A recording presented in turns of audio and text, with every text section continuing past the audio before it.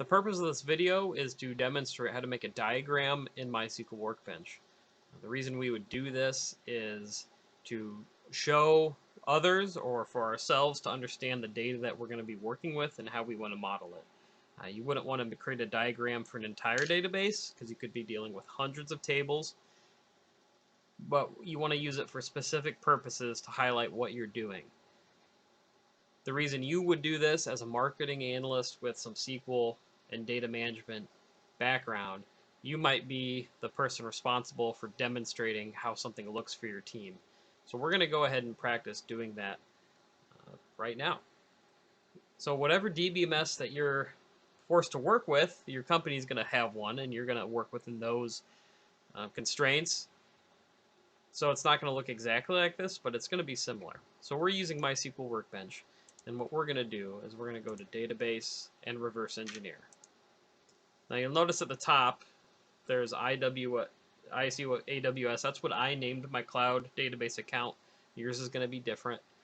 And then it creates a MySQL model tab. This one, we're not going to use that for the diagram, but it's going to stay open. Now what we're going to do is we're going to click through here. It's going to open up a new tab up here for your EER diagram, which is an Entity Relationship Diagram. We're going to select World X, and it is going to do some auto detect, and let's see if it auto detects anything. Okay, looks like it did. All right, so here detected one relationship, but here are the 4 tables that we have in our World X database.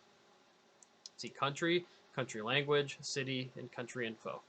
Now if you look up here, there's the EER Diagram tab, and then your database that's on the cloud. And I like to have both of these open because I can look and see what's on the diagram and then take a look and see what's in these tables or relations.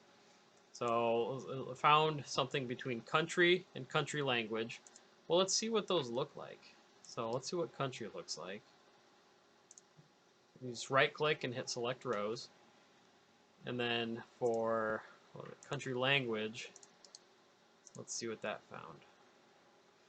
Alright, so it found a relationship, and it did that, we know from last week, finding a foreign key. So it found a foreign key, meaning not necessarily a primary key, sometimes it can be, but it found a foreign key, meaning there's a relationship with a foreign table that it has, that it's able to make a relationship. And that's where the power of this relational database setup is manifest. So we have between, looks like the foreign key is a attribute called code, and then one called country code. Okay, now it would be nice if those were named the same thing, but they're not, and that's fine. So let's go in here and let's see what country code is. Okay, ABW. All right, now let's look at, this is the country language table. Well, let's look at the country table, and the code is ABW. Okay, so ABW, Aruba. Let's see. So in Aruba, they speak Dutch, Spanish. Okay, cool. Well, it looks like that is our,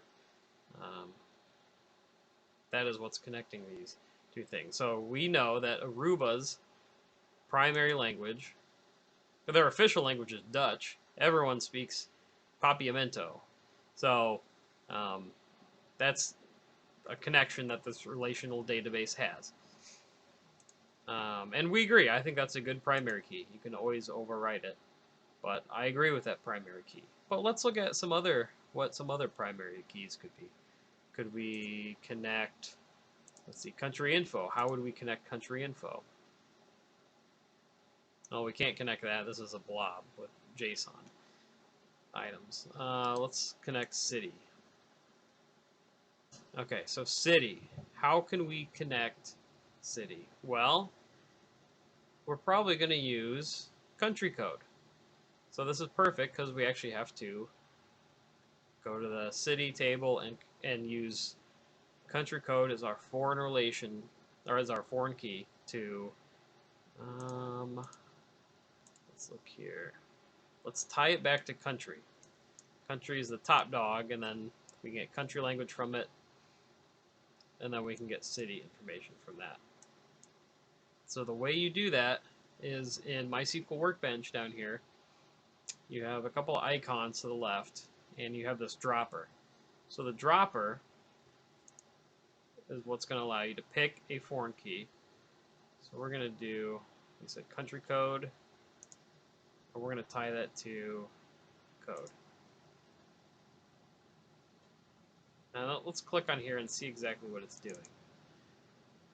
So down here you can see the relationship, and then you can see foreign key. Oh, you can make a caption if you want.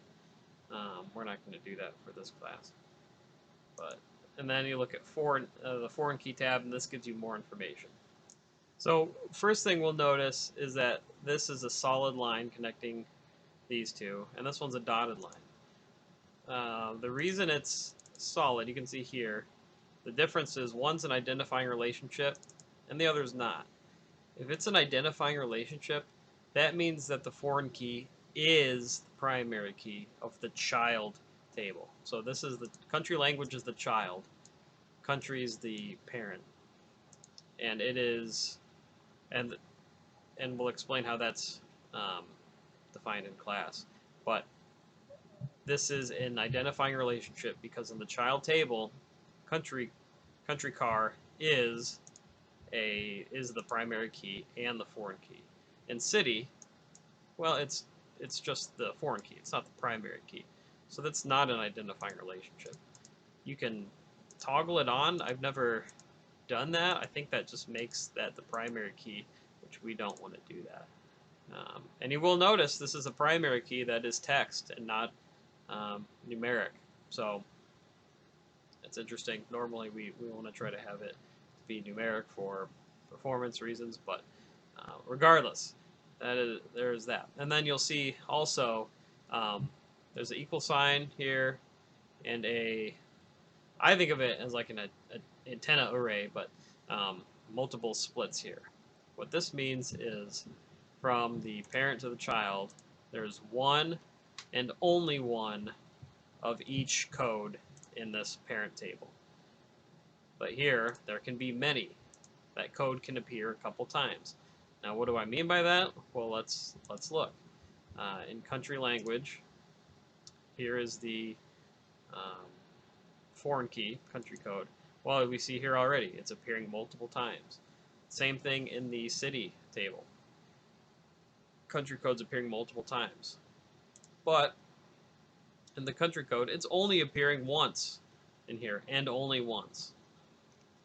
And we will talk about the how to read a EER relationship map in class, and that'll be a majority of what the quiz is going over.